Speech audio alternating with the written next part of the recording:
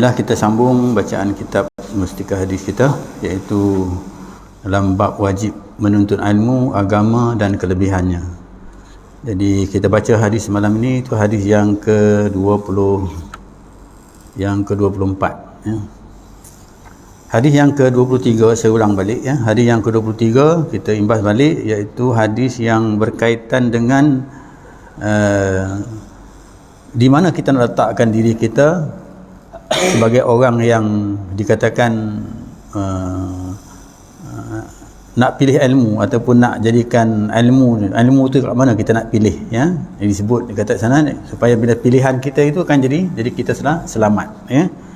Jadi saya ulang balik, iaitu yang pertama dia kata ya, tiap seorang dikehendaki menentukan sikap dia terhadap ilmu. Bagaimana sikap dia terhadap ilmu ya. Yang pertama dia kata sikap dia yang pertama iaitu dirikan orang-orang yang alim. Jadi maksudnya jadikan diri itu orang alim. Alim tu maksud dia kena mengajar ya, alim ya, dia mengajar. Kemudian yang kedua, ataupun kalau dia tak ada ilmu lagi, mungkin dia tak boleh nak mengajar ya, dengan ilmu itu tak boleh nak menjadi, maka dia kena belajar kan, dia kena belajar kan. Mungkin belajar pun dia tak begitu juga kan, tak begitu nak, mungkin dah agak usia kita kata kan, tak boleh belajar. Mungkin dia duduk kat rumah dia dengar ceramah-ceramah agama pun, itu pun dah satu sikap dia juga ya, dia berminat ya. Itu yang. Kemudian yang keempat iaitu orang yang mungkin yang tiga tadi itu dia tadi, yang keempat ni dia suka aja kepada yang tiga tadi. Dia suka kepada orang yang ada ilmu, dia suka kepada orang yang menuntut ilmu, kemudian dia suka kepada orang yang mendengar ilmu tu. Dia kesukaannya itu mungkin dengan sebab dia suka, maka dia akan menyumbanglah sesuatu kepada orang itu kan. Jadi ada hubungan baiklah dengan orang tu kan. Itu ya. Jadi empat benda ni akan selamat. Kalau ketetapan itu kan, orang tu akan selamat. Tapi Nabi kata jangan jadi yang kelima. Yang kelima ni, yang keempat tu tak ada dalam diri dia. Dalam diri dia tu keempat perkara tadi tu tak ada kan. Jadi dia pun tak nak, orang kata tak nak jadi orang yang berilmu, kemudian dia pun tak nak belajar, tak mau belajar, kemudian dia pun tak mau nak dengar ceramah-ceramah agama ni katakan ya.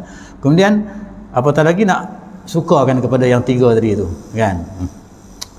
Jadi orang yang tolak agama lah, tolak ilmu agama lah maksudnya. Dia tolak ilmu agama, maka dia akan binasa. Hadis yang ke-20 tu yang ke-23.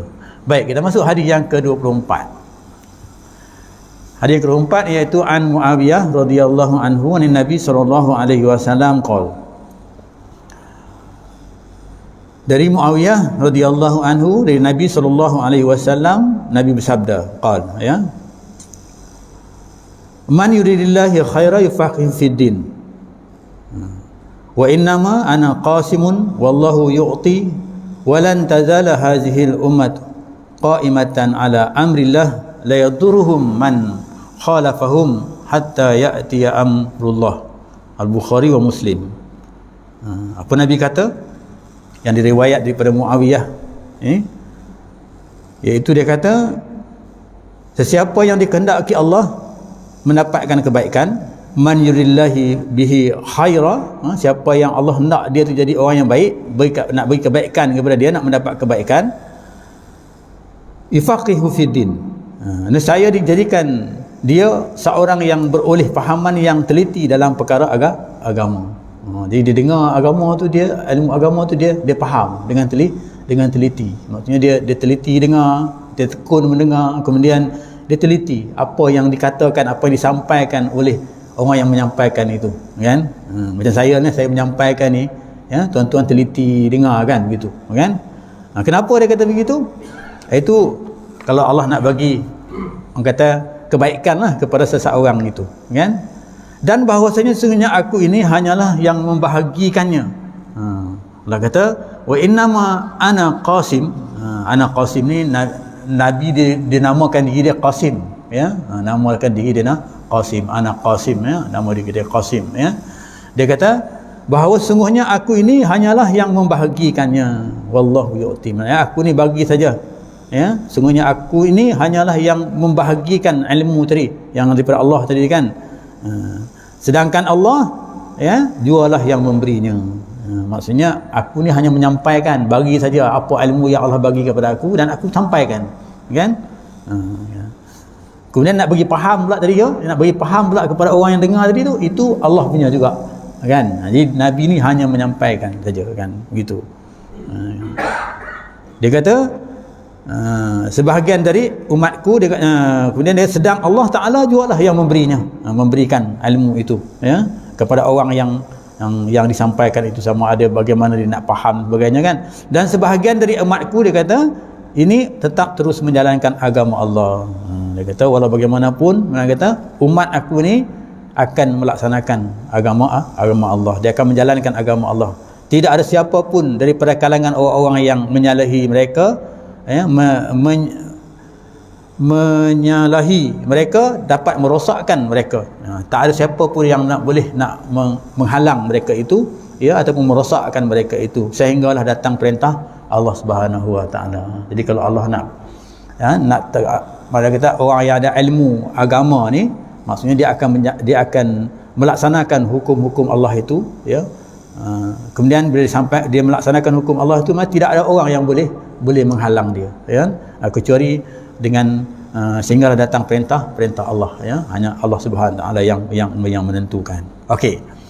Jadi tadi hadis yang berikut tentang sikap, yang ini tentang Nabi ceritakan ilmu itu daripada Allah Subhanahu Wa Taala, ya. Katakan huraian daripada hadis ini, dia kata yang pertama, kelebihan orang yang dikurniakan pahaman yang teliti dalam perkara agama. Pahaman, ya. Yang kedua dihuraikan, Allah jugalah yang menggunakan ilmu pengetahuan. Itu kita tahulah jelas, kan, ilmu itu daripada Allah. Kemudian yang ketiga, huraian dalam hadis ini diceritakan sebahagian dari umat Muhammad sallallahu alaihi wasallam tetap terus menjalankan kebenaran. Umat Nabi Muhammad yang menerimakan ilmu daripada Nabi sallallahu alaihi wasallam itu terus melaksanakan, ya, menjalankan kebenaran ilmu itu, ya, sampai hari kiamat, maksudnya berdasarkan Quran dan hadis Nabi sallallahu alaihi wasallam. Itulah ilmu yang maksudnya ilmu daripada Quran dan hadis Nabi sallallahu alaihi wasallam, ataupun dikatakan sunnah. Baik, kita tengok bahagian yang pertama. Bahagian pertama dari kelebihan orang yang dikurniakan pahaman yang teliti dalam perkara agama. Antara ilmu-ilmu agama yang utama sekali pada nilaian Allah Subhanahu Wa Taala ialah ilmu yang diwajibkan, yang diwahyukannya kepada Rasulnya. Itu ilmu yang utama, ilmu yang Allah bagi kepada Rasul, ya. Apa aja ilmu yang ada kepada Rasul itu, maksudnya itulah ilmu yang keutamaan, ya, yang dikatakan. Sebabnya dia itu kerana ilmu agama itu diturunkan oleh Allah Subhanahu Wa Taala dua tujuan. Jadi ilmu agama tu, ya, ilmu yang mengenai tentang pegangan kita tentang perintah, tentang mentauhidkan Allah Subhanahu Wa Taala itu, iaitu kita kata Islam lah, ilmu agama tu, kan, Islam tu yang kita anut tu, maksudnya dua tujuan, ya, dua tujuan. Pertama, dia kata kerana mengatur hubungan manusia sesama manusia. Jadi manusia ni hidup ke dunia ni, kemudian ilmu tu tujuannya untuk nak mengatur manusia sama manusia dan mengatur hubungan manusia dengan Allah Subhanahu Wa Taala. Jadi ilmu daripada Al-Quran itu dan ilmu Allah itu nak mengatur hubungan manusia dengan manusia, kemudian nak mengatur hubungan manusia dengan Allah. Selalu kita kata hablum minallah wa hablum minan nas, hubungan dengan Allah dan hubungan dengan manusia. Inilah ilmu dia, ya. Ilmu yang bagaimana kita nak gunakan ilmu itu untuk kita berhubung antara kita dengan manusia, ya. Kenapa dia kata, kenapa jadi begitu? Dengan ilmu agama tadi, dengan ilmu itu tadi, yang kita yang nak boleh menyusun atur manusia dengan manusia dengan Allah itu, dia kata dengan ilmu itu, dia kata seorang akan hiduplah dia dengan saudara-saudaranya. Dengan ilmu itu dia akan hidup bersaudara, dia akan hidup bersama, kan? Itu ilmu dia, ilmu yang boleh berhidup bersama manusia yang lain ataupun sama-sama manusia yang lain. Ilmu yang boleh mengaturkan kehidupan mereka itu duduk sama-sama, ya, bukan ada pergaduhan, dalam keadaan kasih mesra dan bersih suci daripada perasaan hasad dengki. Itu dia kata ilmu kepada Allah. Jadi duduk mereka tu, ilmu itu menguruskan tentang hubungan manusia dengan manusia dan hubungan manusia dengan Allah Subhanahu Wa Taala, supaya manusia ni boleh hidup bersama-sama, ya, supaya mereka tidak ada, kita katakan, hasad dengki, supaya mereka ni ada hubungan kasih sayang antara mereka. Dan kita pun tahu bahawa hikmah Allah Subhanahu Wa Taala ataupun rahmat yang Allah Subhanahu Wa Taala bagi kepada manusia dan makhluk di atas alam ini, iaitu rahmatnya, iaitu rahmat kasih sayang. Itu rahmatnya yang Allah bagi kepada manusia. Dengan satu rahmat itu saja, ya, Allah bagi. Jadi dengan rahmat itu maka manusia akan mendapat berbagai-bagai nikmat. Dengan nikmat itu, ya, dengan rahmat itu, ya, rahmat kasih sayang itu, kita kan, jadi manusia akan mendapat berbagai nikmat. Antara nikmatnya nikmat Islam kita, nikmat iman kita, itu nikmat yang disebutkan, kan? Itu kita dapat daripada rahmat Allah Subhanahu Wa Taala yang dikaitkan dengan kasih sayang. Jadi Allah jadikan manusia ni bukan untuk nak bergaduh, nak berkasih sayang antara satu dengan yang lain. Bukan kasih sayang di antara orang Islam dengan orang Islam saja, bahkan juga ada kasih sayang di antara orang Islam dengan orang bukan Islam. Maknanya kata universal, sangat luas, ya. Tapi Allah tekankan, bila sama-sama kita Islam, mesti innamal mu'minuna ikhwatun. Maknanya orang yang beriman itu maknanya bersaudara. Sesama Islam tu dia mestilah bersaudara. Maknanya tidak ada. Tapi bukan sama Islam juga, maka digalakkan dia juga hidup berkasih sayang, mesra. Itu ilmu yang pertama yang disebutkan, ya. Kemudian yang kedua dia kata ilmu agama yang juga, ya, ilmu agama ini juga Allah Ta'ala mengajarkan mereka adab peraturan yang juga diamalkan oleh seseorang dalam hubungannya dengan Tuhan. Jadi maksudnya ilmu yang mana Allah ajar ilmu itu adab-adab bagaimana dia nak berhubung dengan Allah Subhanahu Wa Ta'ala, ya. Bagaimana dia nak menghubungi Allah Subhanahu Wa Ta'ala dengan Tuhan, ya, dan berjaya ia mencapai keredaan. Bila dia dapat hubungi Allah Subhanahu Wa Ta'ala dengan ilmu itu, maka dia mendapat keredaan, ataupun berjaya dia mendapat keredaan Allah Subhanahu Wa Ta'ala, iaitu dengan menjadikan dia berkehendak kepada kebahagiaan dunia dan kebahagiaan akhirat. Jadi ilmu itu, ya, menguruskan dia untuk dia dapat kebahagiaan dunia dan kebahagiaan akhirat. Dalam ayat Quran disebut wala tansa nasibaka minad dunya, ya. Berarti dunia itu, akhirat itu keutamaan, tapi jangan lupa bahagian kamu di dunia, kan? Kemudian kita selalu doa Rabbana atina fid dunya hasanah wa fil akhirati hasanah wa qina azabannar. Itu juga ada bahagian dunia dan bahagian akhir. Ini ilmu yang Allah bagi, ilmu adab, kita ilmu adab, ilmu adab. Kalau hari ni orang dia ilmu adab tu dia kata apa, dimasukkan dalam ilmu yang lebih tinggi lagi, kita tasawuf, ya. Tasawuf tu ilmu adab, ya, tasawuf, ya, ilmu bagaimana kita ni nak bersopan santun, beradab dengan Allah Subhanahu Wa Ta'ala. Juga bagaimana kita nak beradab dengan manusia, hubungan antara manusia, supaya kita ada menghormati antara satu dengan yang lain, maka akan terbina kasih sayang. Bila terbina kasih sayang, akan tertolaklah hasad dengki antara satu dengan yang lain. Ilmu, kena ada ilmu yang itu. Dan sebaik-baiknya ilmu itu akan menjadikan kebaikan dia di dunia dan juga di akhirat kelak. Jadi maknanya di dunia pun dia dapat kebaikan, di akhirat pun dia dapat kebaikan dengan ilmu itu. Okey, itu yang perbahasan yang pertama, yang membincangkan tentang yang katakan ilmu tadi.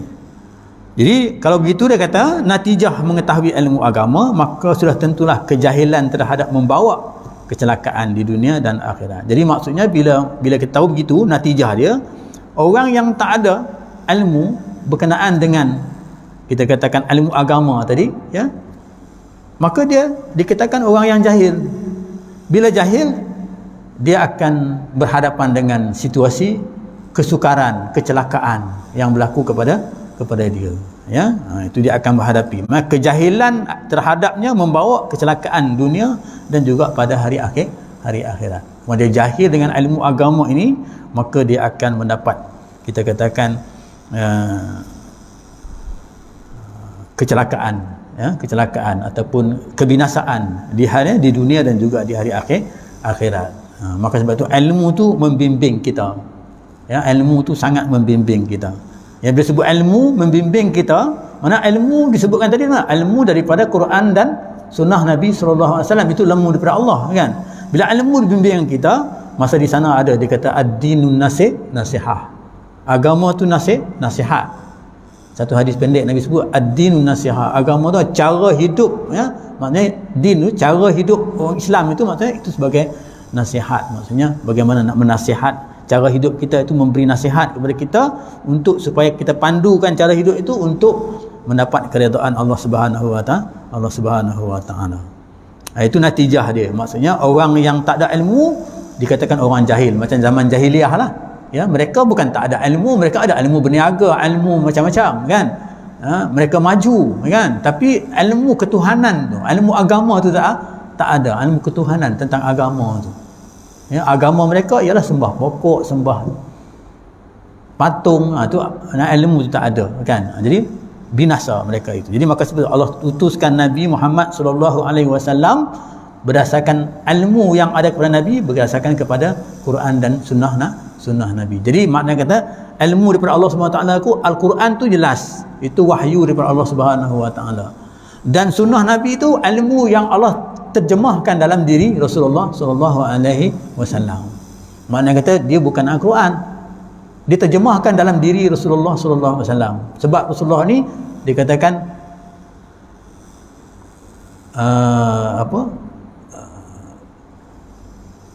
wa ma arsalnaka illa rahmatan lil alamin. Tidak kami utuskan engkau wahai Muhammad mungkin rahmat kepada semua seluruh alam, rahmat. Jadi bila rahmat ni seluruh alam ni maksudnya diri Nabi itu, maksudnya Allah terjemahkan dia ilmu yang ada kepada Nabi itu, Allah masukkan dia, terjemahkan itu diri Rasulullah SAW. Kemudian ada sahabat tanya Nabi, ada sahabat tanya Aisyah, tanya Aisyah, ya Aisyah, dia kata Nabi ni macam mana perangai dia? Perangai Nabi ni macam mana? Bagaimana khuluq perangai dia? Kemudian Aisyah kata khuluquhu al-Quran.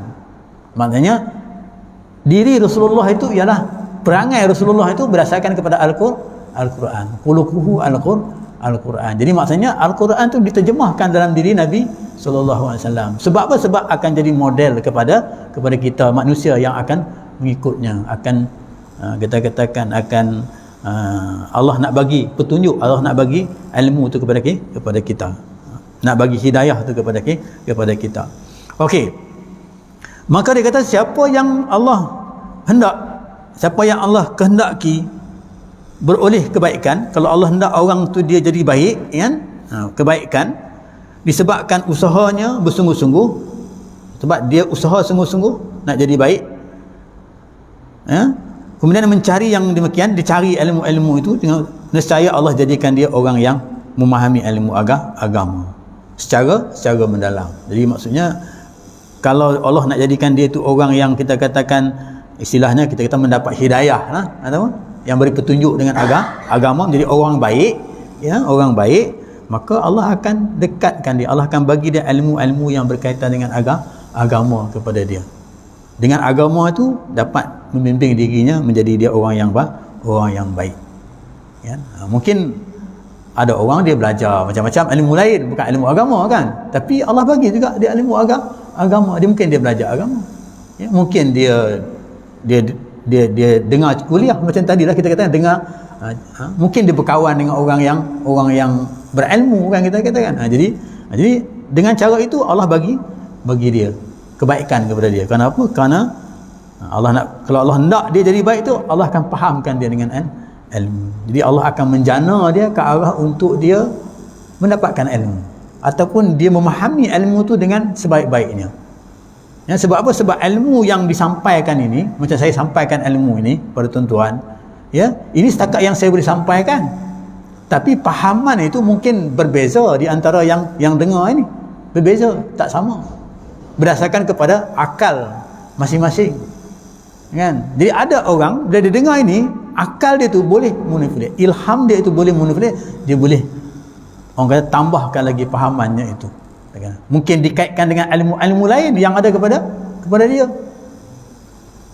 Mungkin pada orang tu dia tak ada ilmu lain kan? Jadi ilmu lain tu boleh kaitkan dengan dia, mungkin ilmu astronomi lah, ilmu bintang lah, apa macam ilmu lah. Jadi bila ilmu tu dikaitkan dengan ilmu yang didengar daripada agama ini, maka di sana dia dapat satu rangkumkan, oh ini satu kekuasaan Allah Subhanahu Wa Taala, nampak dekat sana, ilmu Allah Subhanahu Wa Taala. Jadi bila begitu dapat digabung jalinkan ilmu itu, ya, dengan pahaman agama dia, dengan ilmu yang bukan agamanya, dia dapat gabung jalinkan ilmu itu, maka dia menjadi orang yang kuat beriman dengan Allah Subhanahu Wa Taala, kan?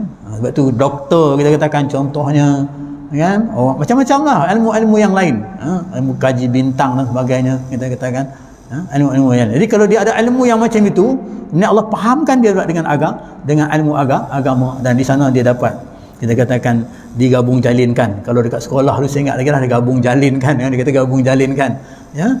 Jadi di sana dapatlah dia, kita katakan, memahami bahawa ilmu tu, bahawa yang dia faham tu lebih luas lagi berdasarkan pada ilmu-ilmu lain yang dia miliki. Ada orang yang tak ada ilmu-ilmu yang macam itu, setakat itu sajalah fahaman dia, kan.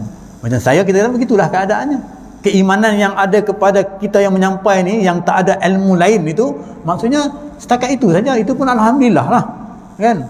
Tapi bagi orang yang ada ilmu yang lain tu, dapat dicantumkan, dapat digabung jalinkan, maka itu lebih hebat lagi, ya, dapat diterjemahkan lagi, ya. Mungkin daripada situ dia dapat lagi macam-macam lah, ya. Dia boleh createkan ilmu itu, jadikan ilmu-ilmu yang lebih hebat lagi, ya. Bukan setakat dapat asasnya dia dapat daripada sini, kan, tapi dia boleh dapat asasnya dapat daripada Al-Quran saja, tapi oleh kerana kepahamannya itu, maka contohlah kita katakan orang kita tafsir Al-Quran begitu. Tadi saya baca ayat alam tara kaifa fa'ala rabbuka bi ashabil fil, kan, alam yaj'al kaidahum fi tadlil wa arsala alaihim tayral ababil, kan, cerita tentera bergajah diserang oleh burung-burung ababil. Kemudian daripada atas burung ababil, kemudian burung ababil tu bawa lontarkan batu-batu yang bawa daripada neraka sijil, neraka. Kemudian bila bawa batu-batu yang besar itu, menyebabkan tentera-tentera bergajah tu reput,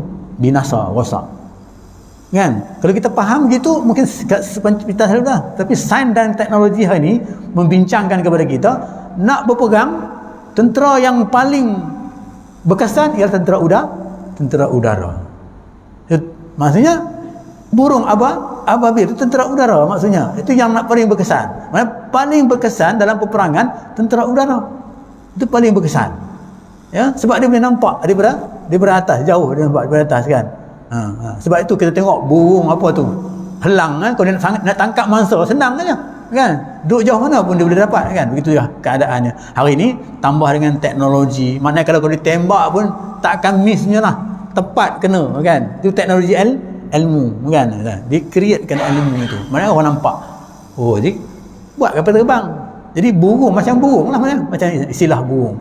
Kemudian bisa binatang bisa, kimia, kan, kita katakan kimia, istilah hari ini kita katakan bahan kimia, dibaginya bahan kimia jadi mati manusia itu, kan, dengan sebab bahan kimia, racun dan sebagainya.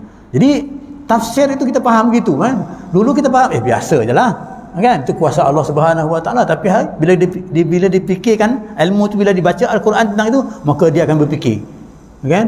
Dari istilah tentera ni, maksudnya yang paling begitu keadaan dia, kan. Itu dikatakan ilmu Allah Subhanahu Wa Taala. Maka tak sama, orang yang mendengar itu tak sama berdasarkan kepada kemampuan, berdasarkan kepada ilmu yang ada kepada dia. Orang yang belajar sains, orang yang belajar, kita kata, tak sama. Dia dengar ceramah agama, dia akan kaitkan dengan sains dia, dia akan kait dengan ilmu sains dia. Bila dia kait dengan ilmu sains dia, maka di sana dia akan menuju kepada Allah Subhanahu Wa Taala. Dia akan sampai ke situ.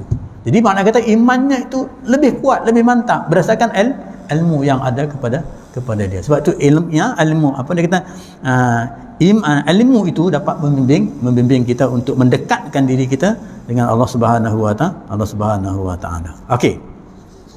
Baik, tajuk yang kedua dia kata Allah juga yang menggunakan ilmu pengetahuan. Ini jelaslah, ini hak hakiki. Sebenarnya yang sedia maklum, dia kata bahawa sesuatu perkara yang dihajati tidak akan tercapai melainkan dengan menjalankan usaha yang bersungguh-sungguh. Itu sunnatullah, ya. Maksudnya bila kamu nak buat sesuatu, ya, kamu kena berusaha, ya. Bila berusaha pasti akan kejayaan, maksudnya ada kejayaan. Peribahasa Arab kata man jadda wajada, ya, siapa dia berusaha dia akan berjaya, kan.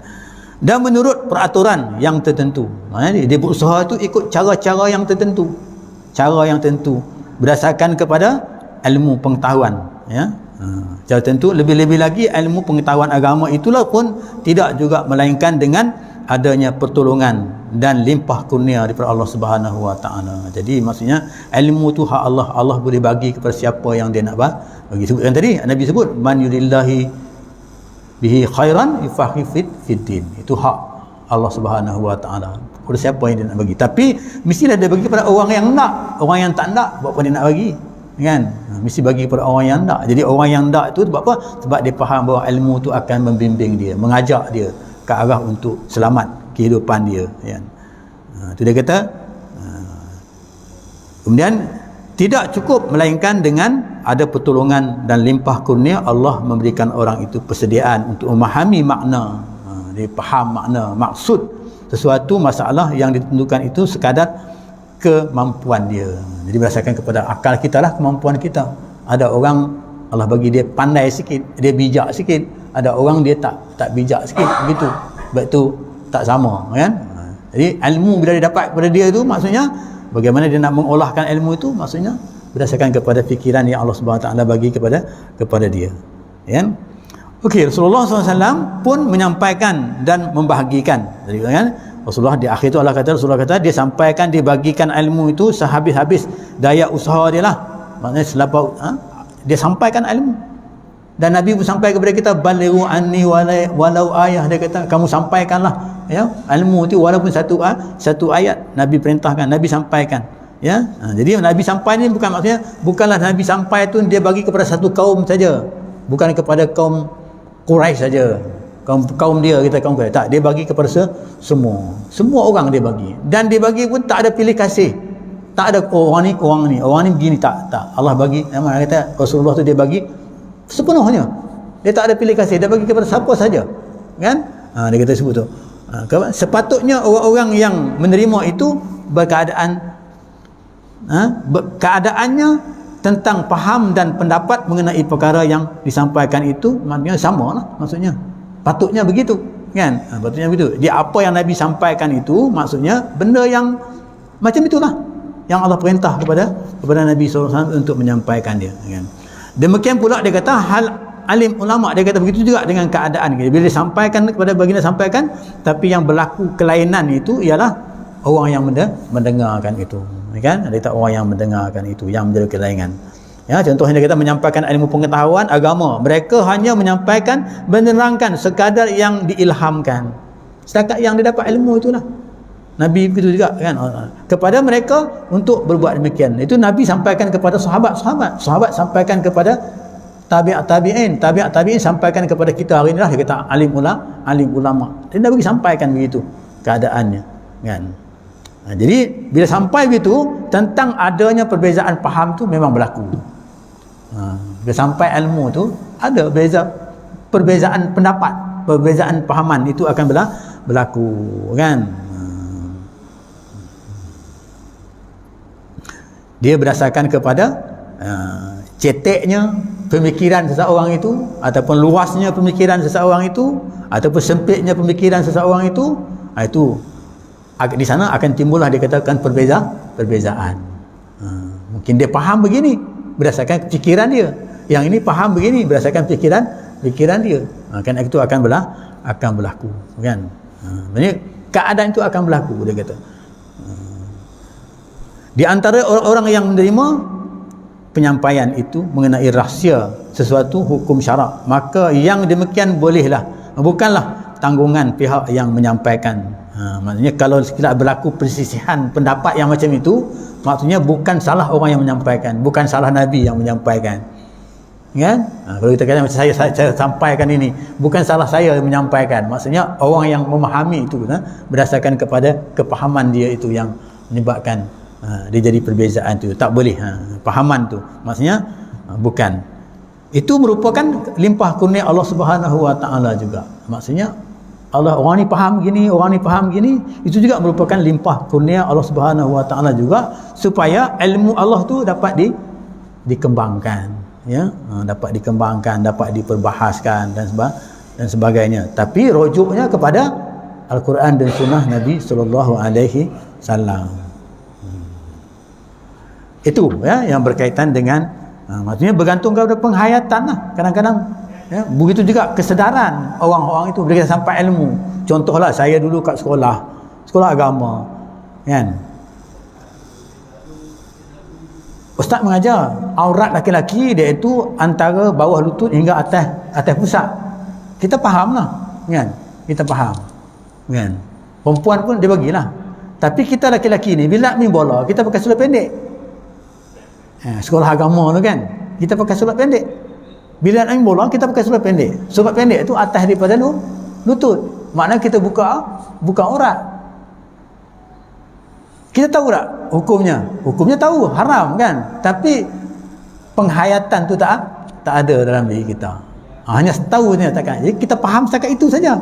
Faham setakat aurat begini. Kemudian dari segi penghayatan tak ada. Kita katakan gitu kan. Ini fahaman. Fahaman.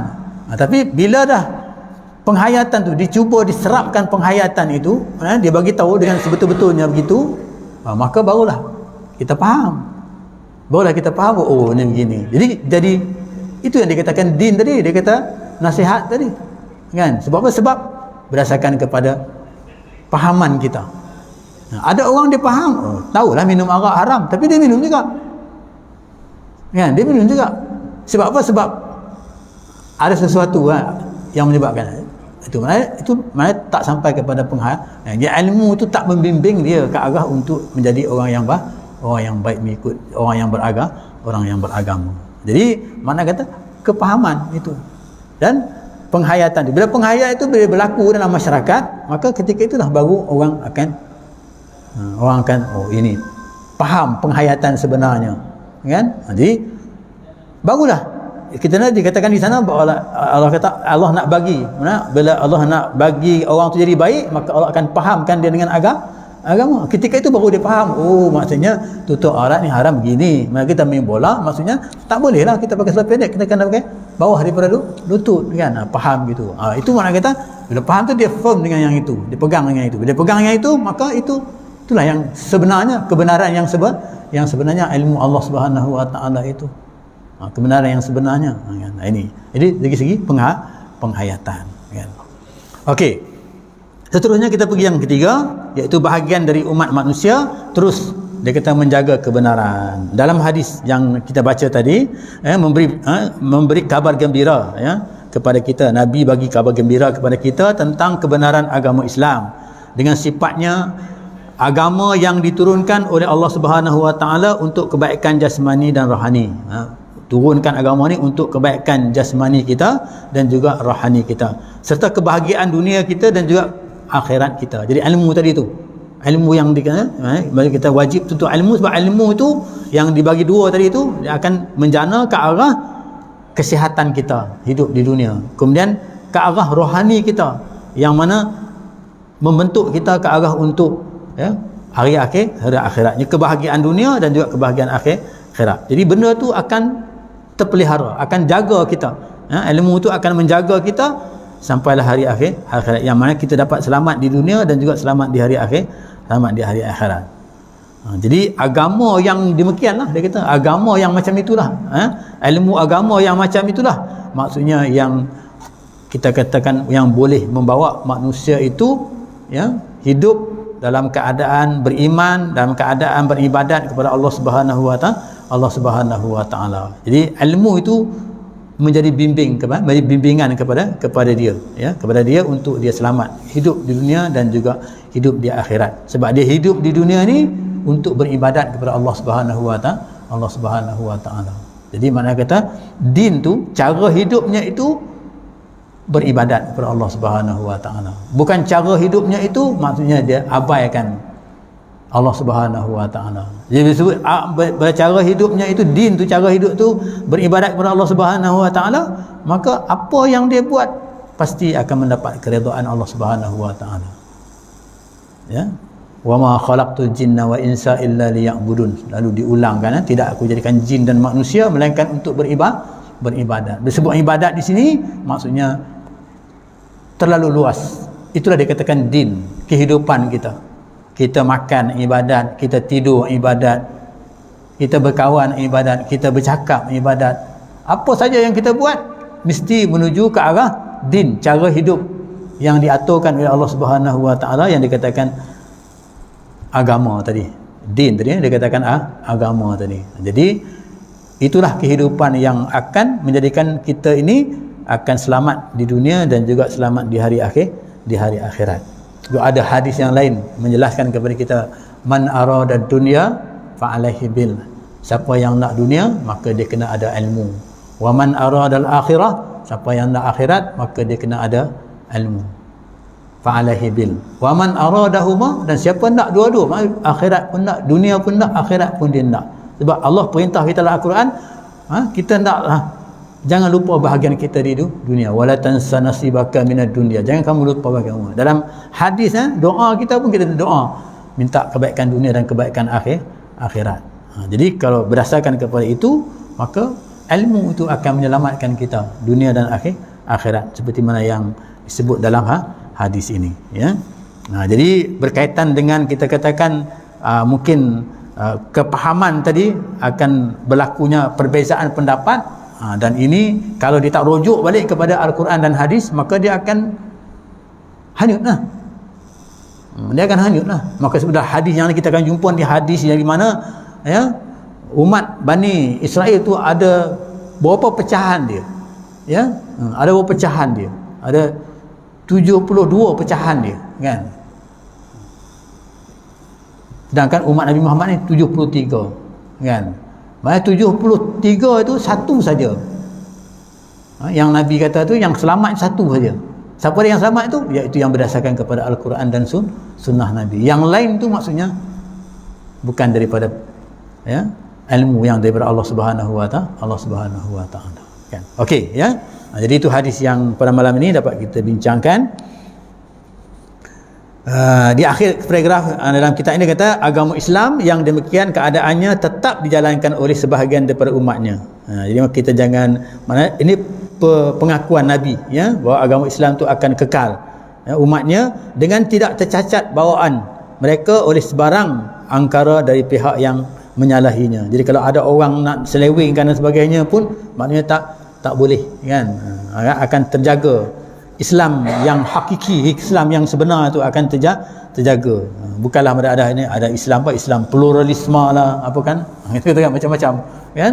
Jadi akan Islam yang sebenarnya itu akan dilaksanakan oleh pengikut-pengikutnya berdasarkan ilmu daripada Allah Subhanahu Wa Taala, sehingga datang perintah Allah Azza wa Jalla mematikan sekalian orang yang beriman.